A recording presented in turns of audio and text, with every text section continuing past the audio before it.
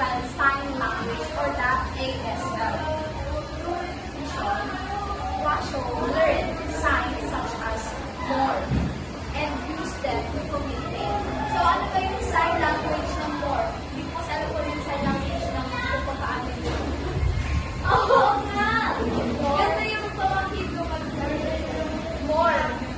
Yung sign language ng more. So ang punto niyan, using Washoe, yung chimpanzee, nandito siya ng sign language na pinakahirap ko na is yung more. So for example, binigyan mo siya ng pagkain. Pag ginamit ngayon, it means more. Gusto niya pa. Okay, researchers had to ensure Washoe understood the meaning of sign beyond simple rewards. So for example, like, tinuturuan nila ng sign language si Washoe, the chimpanzee. So ang ginagawa nila, binibigyan nila ng food para magkaroon ng rewards. Para mas maganda pa ang formulational. Next naman is the Coco Project. So, yung si Coco naman is Aguililla. Coco, Aguililla was taught sign language and vocal sound starting in 1972. Coco quickly learned to communicate using signs for food and water. Over 4 years, Coco learned 200 signs, suggesting a potential for smooth communication between humans and Polybius.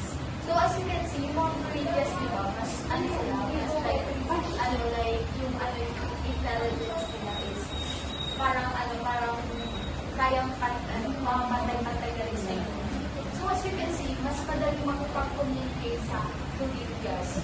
So may nakikita tayong mga clips sa videos, sa Reels, sa Facebook, sa TikTok, na mga Polybius na communicate sa inyo. So isa naman si Coco. Si Coco, tinuruan siya noong 1972 ng sign language.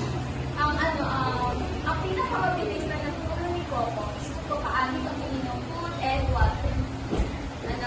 So, over 4 years, natutunan niya na ang si Coco, natutunan rin siya natutunan siya ng 200 signs, suggesting a potential for smooth communication and smooth communication between humans and Polybius.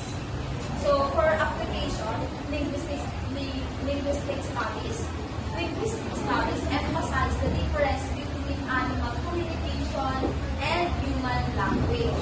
So, dito sa linguistic, pinag-aaralan din nila kung ano yung pinagkaiba ng animal communication, the way animal communicate with each other, pati yung the way ng human, kung paano sila makapag-communicate.